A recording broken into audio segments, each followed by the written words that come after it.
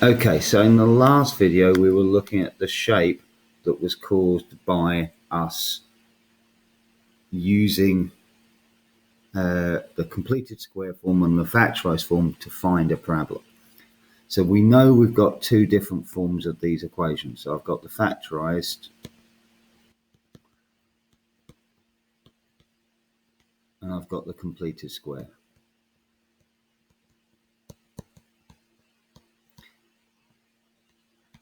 And I know my factorised form of my equation is going to be y equals, and I'm going to have two numbers inside my brackets with my x's, and I'm going to have a scalar, a stretch outside, which I'm going to use the letter A to represent. Whereas in my completed square form,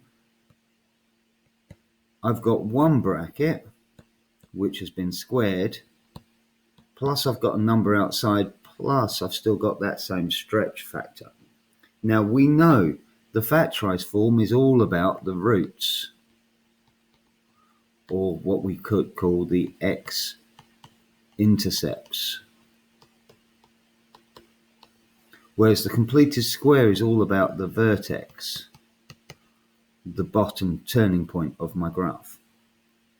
So I'm going to do this for each, and I'm going to do my factorised form in blue, and I'm going to do my completed square form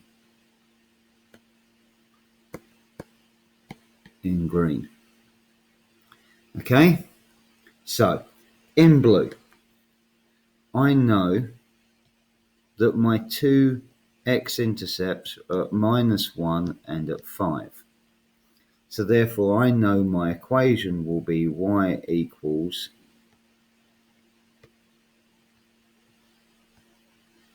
I've got my x's. Now because that's a -1, inside my equation it's going to become a +1, because inside my brackets it does the opposite sign. So that's a +5, so that's going to be a -5. Now I've still got my scale factor in front that I need to now work out. And I need to use any other coordinate from this graph as long as it's not one of the x-intercepts. So I'm going to choose to use the coordinate 4, -5. So I'm going to substitute the x-coordinate as 4 and the y-coordinate as -5. So I get -5 equals a lots of 4 plus 1 and 4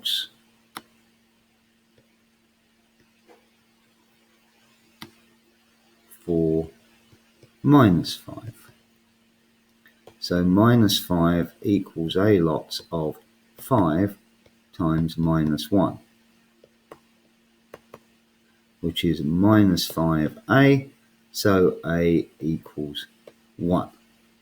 So therefore my last step is to write the equation of this graph, which is y equals x plus 1 x. Amazing how your mind's saying one thing but your hand's doing something else because you're thinking about the next number, x minus 5. And I don't need to put the 1 in front because that's okay. I've got that covered because 1 times those brackets is those brackets. I knew this graph had to be positive because it's a U-shape, it's a smiley graph, rather than a sad graph. So therefore I know it's going to be a positive number before I even start. But that's okay, because work through the process, I'm fairly confident that I've got the right equation. If I was doing the completed square form, I'm interested in the vertex, which is at 2 minus 9. Now, that's going to affect the numbers in this part of my equation. So if I go through exactly the same process again, y equals a. Now again, that's a positive 2, but it's inside the bracket because it's a horizontal shift, so it becomes a -2. This is a vertical shift, so therefore it goes outside the bracket and its sign remains the same. So I've managed to form the equation of y equals x minus 2 all squared minus 9, and there's a scalar of a in there. Now once again, I can pick any coordinate I choose to be able to find out my scale number. Just so that we're consistent, I'm going to use my x is 4 and my y is minus 5 again.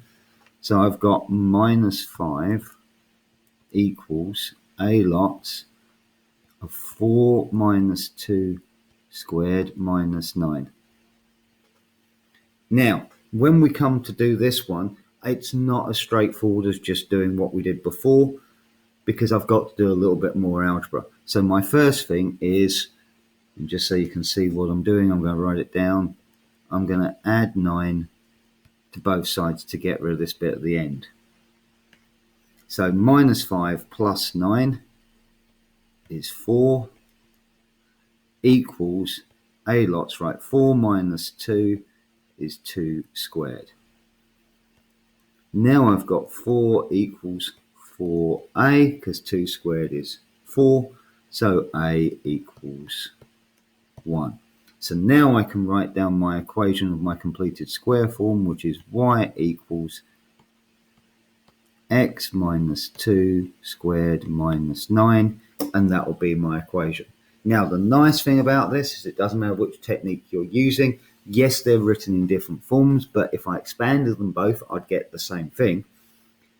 But also, it doesn't matter which form you use, because the scalar will always work out to be the same. They're always going to work out to be 1. Okay, so that's how to find the equation of a parabola. We've got one more video to talk about on parabolas before we start looking at the investigations, and that is what happens if I translate an equation that I already know, and we'll talk about that in our next video. Okay, take care, catch you later.